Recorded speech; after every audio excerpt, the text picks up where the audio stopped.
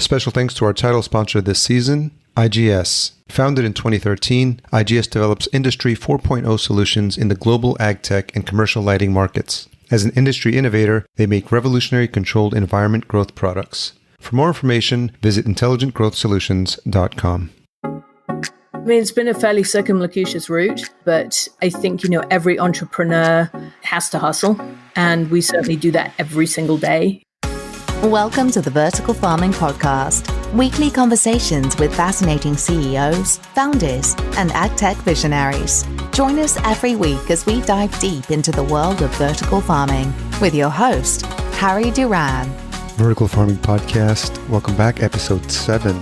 If you are new to the show, this is the podcast where we interview fascinating CEOs and founders of some of the leading vertical farming companies from around the world. In case you missed last week's episode, I had a great conversation with Dave Riddell of Clausen Greens. If you haven't listened to it, I definitely recommend you check it out, episode number 6. This week, I have a great engaging conversation with Nikola Kerslake. Nikola is a registered investment advisor and the founder of Contain, a FinTech platform for indoor agriculture that aids indoor farmers in finding lease funding for their projects. This is a high-energy conversation with Nikola, and we discuss the common misconceptions about the indoor agtech space, access to funding, and how her experience as a manager of private equity funds has contributed to her success in the vertical farming industry. She shares her background story in indoor agriculture, as well as the background story for how she got involved in finance. We learn about lessons she acquired from her work with Techstars, and she details the process of how Contain identifies new companies to work with. We talk about trends and shifts in the indoor agtech space that Nikola has noticed over the past few years and months. We wrap up with Nikola sharing what excites her most about the future of indoor agtech and vertical farming, and regular listeners can also hear something Nikola has changed her mind about recently. If you enjoyed this episode or past episodes, don't forget to leave a rating and review at ratethispodcast.com/VFP. I did mention that I was going to be reading these out as I received them. So my first shout out is to user Jono Chan, who wrote a fantastic review. Bountifully insightful and inspirational. I've been interested in vertical farming for some time now and have been seriously considering creating my own vertical farm and growing a business to benefit my community and local region. This podcast and the incredible people interviewed have inspired me to keep pursuing my dreams and always leaves me excitedly awaiting each new episode. Thank you so much for this opportunity to learn and get excited about vertical farming. Thank you so much for that heartfelt review, Jono Chan. I truly appreciate it from the bottom of my heart. Okay, this is a really great conversation with Nikola, so let's get into it. So Nikola Kerslake, founder of Contain, thank you so much for joining us on Vertical Farming Podcast. Thanks for having us. So, Nikola, we are in the midst of COVID. We're towards the end of May when this is being recorded. So I'm wondering, just for some context, it's affected businesses in varying degrees. So I'm wondering if we could just start off by check-in to see how you're doing, and then how your business is going, and what the past couple of months have been like. Sure. So it's been an interesting couple of months, I think, for everyone. We've been extremely fortunate on a couple of levels. Firstly, as a team, we always work remotely. Our headquarters was always Slack. And so day to day, not much change for the team. And then in addition, we saw just this huge jump in interest in indoor agriculture. So I feel like most of my friends are complaining about being bored in lockdown, and we have just never been busier. So, and I think that's one of the real positives that's going to come out of this, is a renewed interest in vertical farming. So can you talk a little bit about Contain, how long the company's been around, and the background for the benefit of the listener?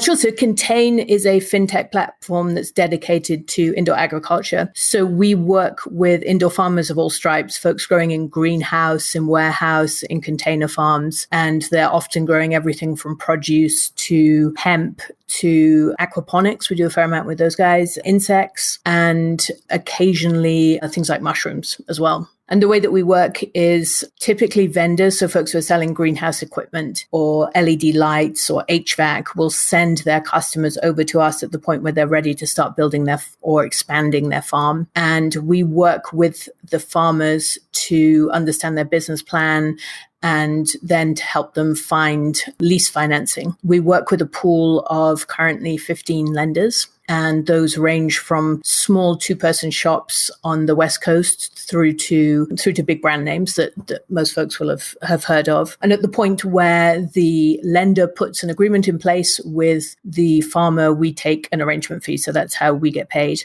I've been involved in indoor agriculture for, 7 years now. I got involved almost by accident. I was driving across the country and stayed at an off-the-grid community and saw this rudimentary hydroponic system. And it just seemed to me like something that could change the world. And I kept coming back to that. At the time, I couldn't find anyone who was doing this commercially. The pot guys at the time were mostly underground. And a friend of mine, another VC, said, why don't you have an event and just wait and see who shows up? He said, in the early days of mobile, that's what we used to do. And so almost by accident, I ended up founding Indoor AgCon, which we grew from one small event in Las Vegas to having events in Las Vegas, New York, and Singapore. And what I learned through that experience is that the biggest challenge that indoor farmers face is not necessarily technical or growing. It's just they can't finance their farms. And so that looked like a problem that I could solve for a couple of reasons.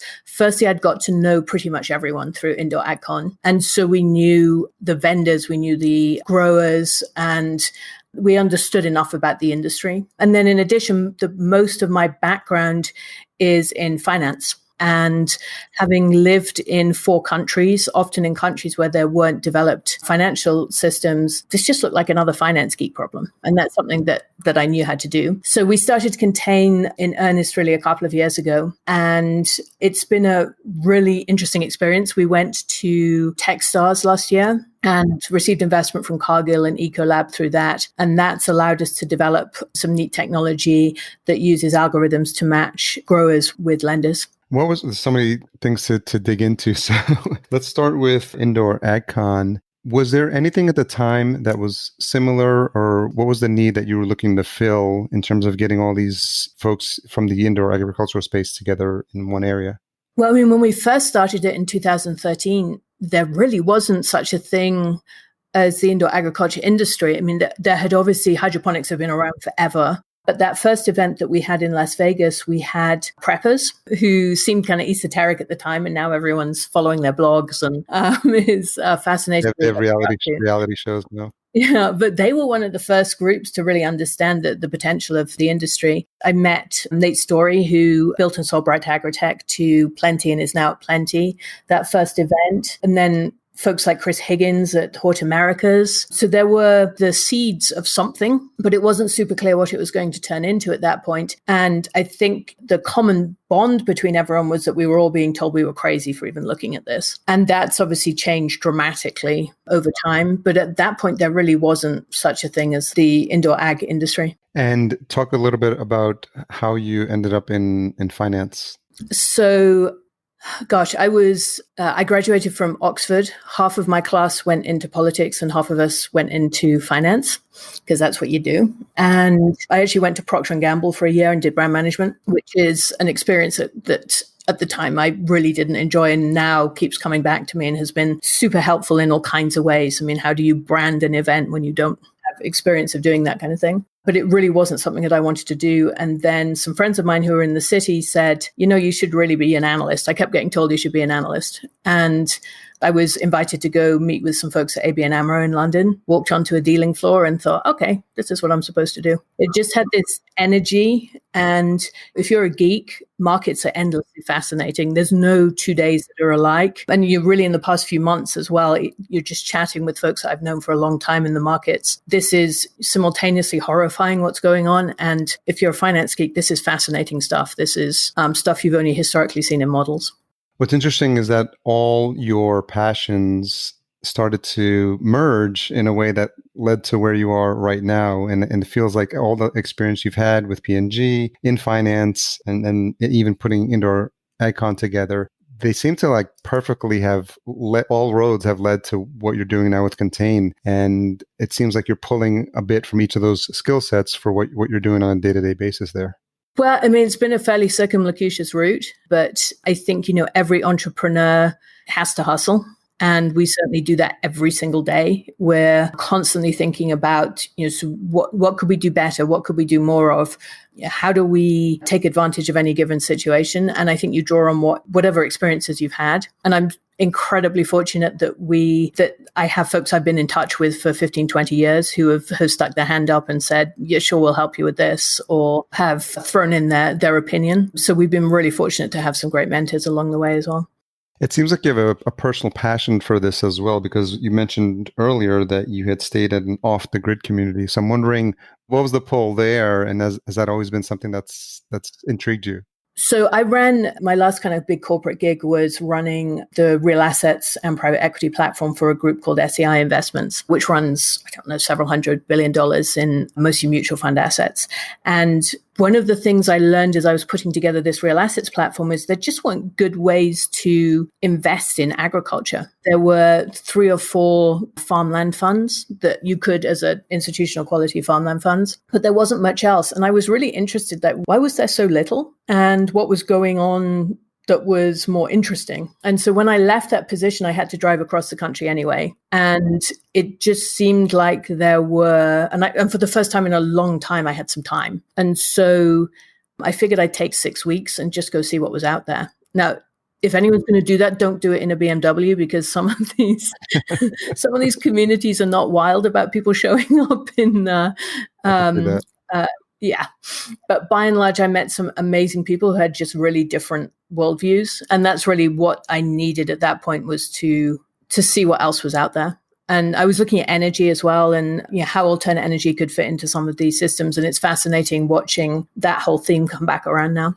From the time you spent in this space and having to educate newcomers, new investors to this space, what are some of the top misconceptions people have about the indoor AgTech space? So I think the biggest one, just on the finance side, is probably that the only path to success is through VC and through going out and essentially looking for big brand name investors. There's plenty of paths to success that don't require that. I think there's also a perception that this is an industry that's just about the economics of leafy greens. And that's certainly something when we talk to investors a lot there. They want to be persuaded that leafy greens can be economic in these systems. And I think there's an argument to say that, but it's also just not about that. There's so much more that is interesting. I mean, to me, what's much more interesting about this industry is how do you take food ingredient crops and use the ability to grow them in indoor systems as a way to reconfigure global food supply chains, which seemed like a crazy notion 3 months ago, and now is something that we get calls about all the time. And that's exciting, and we have a couple of episodes coming up thanks to some introductions you've made. So I'm really excited to have those conversations, especially around the topic of raising insects and mushrooms, which a lot of people don't think about when they think about vertical farming. To your point, they think about the leafy greens. But I think what you've probably seen and discovered is that the market and the opportunities are only as limited as your imagination in terms of like where you want to focus your energies and your business. Well, and the other theme that we've seen just recently is that what we saw in kind of the first wave of venture capital was folks funding the cheapest lettuce, essentially. How do you use technology?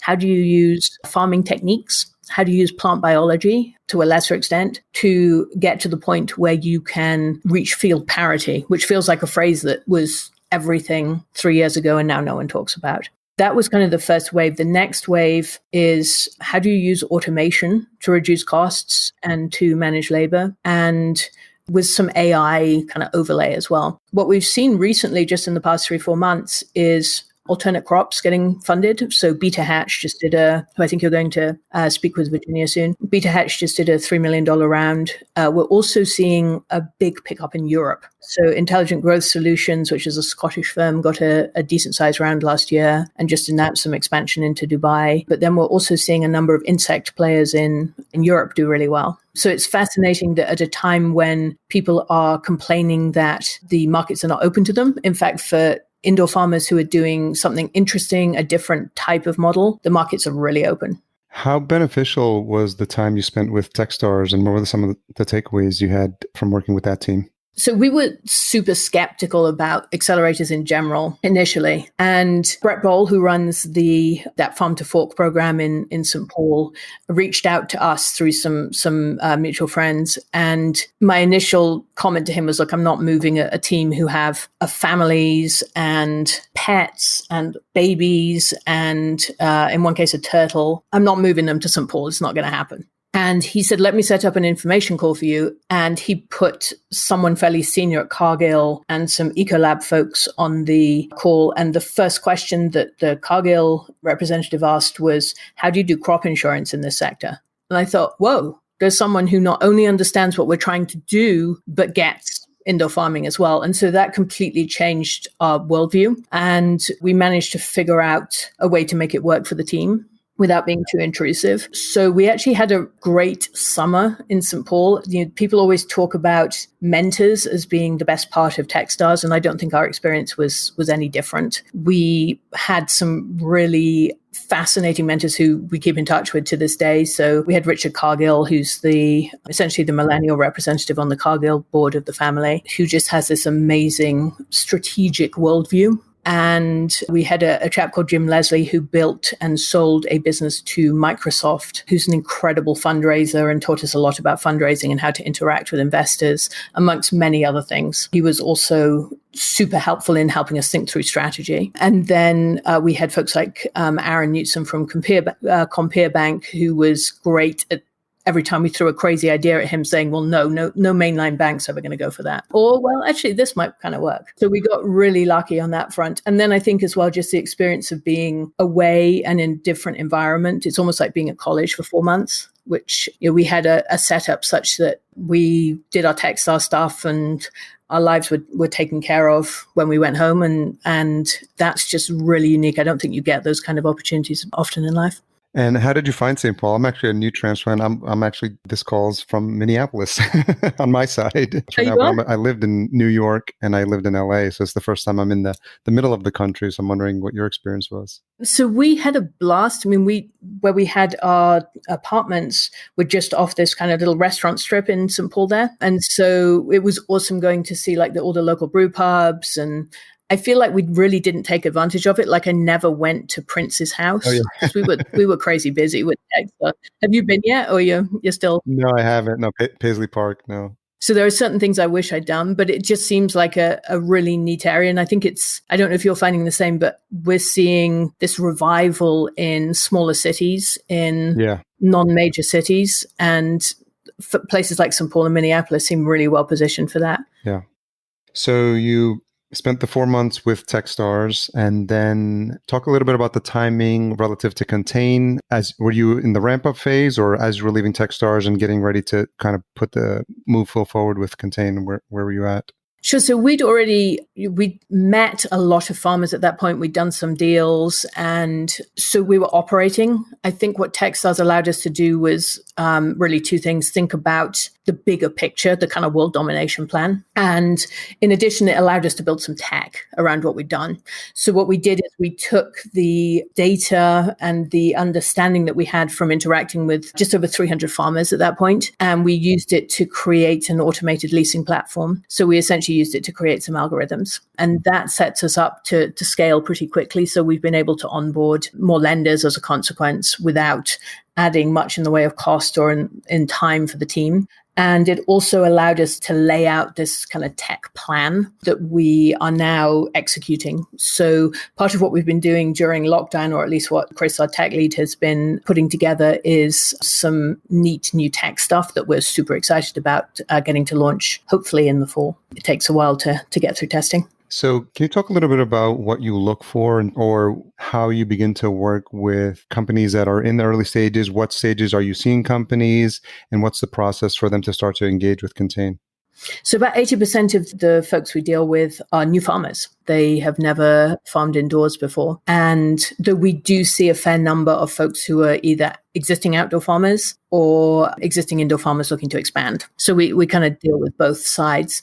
The typical point at which we can actually help is when you have your farm planned out and you are executing a game plan. So when you get to the point, normally 6 to 12 months after you first meet your vendors, when you get to the point where you say, okay, this is my equipment list, this is what I'm going to do, and I've either secured my site or I have pretty good visibility into securing that site, that's normally the point at which we're best placed to help you. Now, we're always happy to chat with people at earlier stages, but lenders don't work like equity investors or like private investors. They have checklists and black boxes that they use, and you are not going to be able to charm them or impress them with your vision into committing earlier. They typically want to see that you already have your ducks in a row, that you know. I always compare it to, it's a little like going to a mortgage lender and saying, I would like to buy a house in theory. I can't tell you where it is, how much it's going to cost, or indeed how much deposit I have to put down. But I'd just like you to give me a loan for a mortgage right now. So it's similar. You've got to know the specifics of what you're doing. And how much of that is education on their part? And maybe they come to you and they may not be ready to engage with you, but there's some steps that they could take to better prepare themselves for 6 months, 12 months down the line to revisit. Sure. So we get kind of two questions on that front. One is, can you tell us which equipment vendor to use? And we don't. We're Switzerland. If someone says, I want to build the specific sort of greenhouse and, are there anyone on your vendor list who could help? Sure, we'll refer them to the 2 or 3 folks on our vendor list for whom that's their thing. And then the second one is essentially, can you build my business plan for me? Now, no is the answer. We're not equipped to do it, and no one can build your business plan for you. There are some great tools out there now, though. And so we often just refer folks over to those. And we're really excited to see some of the new tools that are being developed on the education side. So I think AgTech you spoke with recently, and they've done some interesting stuff on allowing people to plan out their farm on their system, which is, that's really neat to have those kinds of tools. And then the other thing we always encourage folks to do is, if you're not farming right now, figure out a way to farm, even if it's in your garage. Just figure out a way to do something and start selling something. And it doesn't matter if it's at the local farmer's market or it's, to one local restaurant or it's to your brother-in-law. It really doesn't matter. What matters is the experience of having a customer and of being expected to deliver week on week. And the vast majority of the successful farms that we see have gone that route. What's interesting about that, it's almost a mindset and an expectation of how serious they are about this business. And I can see how something like that would be extremely valuable, even if it's, to your point, something from the garage. But that discipline and that dedication to get up every day and to deliver a quality product to a customer, in your mind, the reason you give that advice is because you've seen that that's what you need in order to succeed in this business. Is that correct? So, the pattern recognition of success to date is really you start off small. You do something that's little in scale. There's a group in Seattle that had literally started in a garage. That's why I was thinking about that, because I remember discussing it earlier with him when he was converting his garage and his wife was not best pleased. And and he went on to sell that business to a fairly large distribution company. So you start off small, you make your mistakes small and early and figure out what you're good at and you're bad at. Plenty started in a container farm on the Google campus. People think that Plenty started in a large vertical farm. They didn't. They started really small and they spent a lot of time understanding what was good about their produce, what advantages they had before they went on to expand. So we encourage folks to start that small. The other thing is, farming's hard and you don't want to go all in until you know it's what you want. And it's really different. It's a little like folks there's a huge difference between doing something as a hobby and doing something because it's fun and doing it day to day and trying to make a commercial success of it. And so I think it helps to make a small commitment first and to figure out if it's really what you want to do. And then what we then see is, the customer falls in love with the product, it's sold out, and they come back and they say, look, can you do this at 10 times the scale? And that's when you get to scale up into your dream farm and then continue to grow from there. That point's really interesting about dedication. How much consideration do you put into a deal in terms of where the farmer is and how on board their partner is or their family is? And I would imagine because of the investment that it takes, are those questions that you ask, or are you just focused on the farmer that you're having the interaction with? Because I would imagine it would be something that would affect family life in terms of how bought in they are to this. Sure. And so lenders really don't, lenders have checklists and it's not super Those kinds of questions are more what equity guys ask about. However, we see the gamut of human behavior. We see the divorces, the bankruptcies, the successes, I just had 2 kids and this is now what I want to do. So we do end up getting a little involved in that. But the reality is that most lenders want to see a solid equity base. They want to see enough deposit going down to know that you have skin in the game. And they want to see that you have customers committed to this. And then collateral as well which is kind of the corollary of the equity base. That tends to be what they're interested in. We have a couple of lenders that we work with who do get a little more involved in what does the corporation look like. But I can't honestly say I've ever had a lender say, ask me about someone's family. And that's probably good, right? You probably don't want your finance folks up in your business. That's true. Can you talk a little bit about the distribution? You mentioned aquaponics, insects, but what are you seeing in terms of trends and if it was different pre-COVID and currently now in terms of the mix of the types of farms? So I'd say the big shift that we've seen just in the past couple of months is in customers' willingness to interact with folks. So it used to be that you pretty much had to just sell your product on the spot market and you just got whatever pricing you got. Now we're seeing particularly regional supermarkets stepping up and saying, okay, we're going to do a couple of years contract here. The other thing that we haven't seen yet, but we're hearing rumblings of, are more partnerships, which have really been led by Bright Farms. So their model is essentially we go to a supermarket chain and we will grow for them and we'll dedicate a greenhouse to their needs. And we'll grow a slate of products for them. And Square Roots is doing something that's kind of similar but different with Gordon Food Services. And so I think we're going to see more of those kinds of arrangements, particularly with regional players who are now recognizing that local is going to be ever more important than it has been to their consumers, but also who are concerned about their supply chains. So were there a lot of folks in this space when you started Contain, or have you been able to carve out a niche in terms of your specialty and the fact that you're focused on this industry? Sure. So when we first started Contain, I actually spent 6 months cold calling to find a lender who would work with us. And we eventually found one small leasing shop on the West Coast who said, I saw a container farm with my son last weekend. They seem really cool and we're having a good year. Yeah, why not? We'll give you a shot. That's changed dramatically. I mean, now you have much bigger players involved in the industry. For us, I think the advantages that we bring for farmers are that you're not going to have to stop and explain the industry to us. We actually had one farmer who came to us who'd been working with a lender for 4 months on a deal. And then it fell through because the underwriters couldn't understand what he was doing with LED lights in the farm. They said it can't be a farm deal. He's using LED lights. By definition, it can't be. So all of our lenders understand the industry. We spend a fair amount of time with them, helping them understand the vendors and the marketplace. And then with the farmers themselves as well, we're able to give them access to 15 lenders at once. So we're not wasting their time of you've got to go through this process over and over and over again. But there are many more sources of funding than there were when we first start. And actually, that's great for us because you never want to be 100% of a deal. You always want to get to share it with someone. And so, we're excited by some of the government funding initiatives that are happening now. It's nice that now that there's an office of, I think it's called Urban Ag and Innovative Production at USDA, that there might be more government funding support on the lending side as well.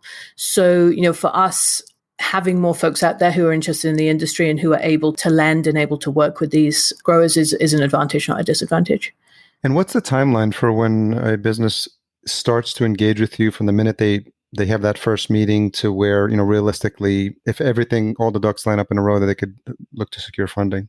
So if they needed to do it quickly, and it's a simple case, then we could probably get it done in a couple of weeks. We have never had anyone who needs to do it that quickly. Other folks, we've been talking with them on and off for 18 months at this point. I mean, building a farm is not an insignificant endeavor. And so it just takes time. And that's, why it helps that we have seen so many growers at this point, because we have some pattern recognition in terms of what works and what doesn't work. Do you get involved at all in how they spend the money, or did they come to you with a pretty solid business plan and marketing plan? So we would never tell a grower how to manage their business. I mean, that's not our expertise. I'd say, there's a dream scenario and then there's a nightmare scenario. The dream scenario is someone comes in and says, I've been growing for a couple of years, and 2 years is kind of the magic limit. Once you've got 2 years of track record, your attractiveness to lenders jumps dramatically. So they come in and they said, we've been growing for a couple of years. Our customer is now asking us to triple our output. And here's our stats. We've called our vendor. Here's our equipment list. And here are our financials. And here's the collateral we've got. That's kind of the dream scenario. The nightmare scenario is we've never grown before. We kind of know what we're going to grow, but we'd also like you to find us a grower. We are looking for $10 million and we've got $100,000 to put down. And here's a 70-page business plan. So there's extremes. No one has an absolutely clean deal, but there's extremes between those. And there's really not much that you can do for the folks in the latter category. And we don't get involved in writing the business plan. We will occasionally say, look, this business plan is just never going to fly with a lender. So it might be an idea to go clean it up a bit. Is it safe to say you've seen the gamut of both those scenarios? Yes. I mean, and again, we came back to like how much passion you have for the industry. If you really want to do this, then ditch the $10 million plan and start growing in your garage. A couple of questions as we wrap up. It's obvious that you seem to have found the perfect job for you, given all the experience you've had and the passions you've had and the jobs you've had in the past. I'm curious what has you most excited of all the things we've mentioned or anything we haven't mentioned in terms of what's happening with this industry, indoor ag, vertical farming. What comes to mind? Gosh, there's so much. I mean, as you probably know, the life of an entrepreneur is not smooth sailing. So the thing that keeps me going is really a couple of different things. On the industry itself, seeing new crops come into ag is really exciting to me. I just saw something the other day on a wasabi grower in Austria. And, wasabi is fascinating to me as a crop. So that kind of stuff, just, being able to geek out on that is really fun. And then also seeing folks that we've worked with do well. I mean, that's really why you do it, to see them, being able to support their families and getting these great stories back about, we've been sold out for the past 3 months. And that's really motivating. And then on the finance side, a lot of what we're thinking through as to where the financial infrastructure of the industry goes and some of the technologies that we're able to bring to bear to help that are really interesting. And I'm being intentionally vague about that because that's some stuff we're going to start rolling out fairly soon, but there's just so much. I mean, our goal is really to create the financial infrastructure that this industry needs to thrive, and discovering that we don't have to do it the way that you did a decade ago, that there's all kinds of cool stuff that we can do is really neat. Very cool. Personal question. What's something you've changed your mind about recently? So one that we actually, that's kind of a bit broader is the presupposition is that because I'm a female entrepreneur that I must be super into marketing and not technical is not true. I actually code a fair amount. And I hacked together pretty much all of the back end for what we did at Indoor AgCon, which we don't talk about much. But one of the realizations that Chris and I had really over the past 6 months is that we don't necessarily need to build anywhere near as much as we thought we did. So a lot of the tech build has become about building partnerships, not about necessarily the purest of code. So that's definitely something that I've changed my mind about recently. And then the other is really this whole government funding piece, which we always thought was not super interesting. And now with some of the initiatives that we're seeing around things like Buy Fresh, and which is a project, they're going out and they're purchasing produce from folks and repurposing it and delivering it to food banks and some other groups. That's been really interesting, and thinking through how do you combine government with market funding. That's a really interesting one. Again, I'm being intentionally vague because we're working on a couple of different things there, but that's certainly, a year ago, I would never have thought we'd be even thinking about that. Well, that's just all the more reason for folks to stay tuned and continue to follow what's happening at Contain, because it sounds like you've got some interesting things coming down the pike and some projects and plans that are in the works. And so I think it sounds like it's something that anyone in this space is going to want to keep a close eye on. I hope so. I mean, we'll mess stuff up along the way, but but hopefully folks will stick in there with us, and hopefully we'll be able to help the industry. Is there anything I didn't ask about the business? I don't think so. I think this was good. So where's the best place for folks to learn more about Contain and to engage and ask questions as needed? Sure. So our website is contain.ag. And you can apply there. There's some more information on the site. You can actually start your application via chatbot there if that's your thing. And some folks just email or call us. And our email address is hello@contain.ag. So people still actually use the telephone nowadays? Some folks. Well, Nicola, thank you so much for taking the time, sharing the story and your personal journey on how you got here. I thought that was just as fascinating to learn how you built Contain. I'm really excited about the opportunities in this space and the work that you're doing to help new companies get funding, because I think now more than ever, there's a lot of people with great ideas. And I think with your support and your company's support, I think helping them see their dreams become a reality is probably one of the most satisfying things for you as a company. So thanks for sharing that. Yep. And thanks so much for having us today. So thanks again to Nicola for sharing her insights about the financing field in vertical farming. As you no doubt heard, her energy level is high, and I really enjoyed this conversation. If you enjoyed this episode or past episodes, please leave us a rating and review at ratethispodcast.com/VFP. As always, special thanks to our Season 1 sponsor, Intelligent Growth Solutions. Podcast production and marketing provided by Fullcast. If your company would like to understand how a podcast can help build your brand, sign up for a free call at fullcast.co/chat15. Make sure you tune in next week for my engaging conversation with Virginia Emery of Beta Hatch. If you don't know Beta Hatch, then you're going to be educated and entertained to learn a lot about exactly what it takes to become an insect entrepreneur. I'll just leave it at that. Thanks again for joining us on this episode of the Vertical Farming Podcast. Here's to your health. Thanks for listening. To hear all past episodes and read the episode summaries, which includes any links mentioned in the episode, as well as a full show transcription, visit verticalfarmingpodcast.com. There you can sign up for our email list to be notified when new episodes are published.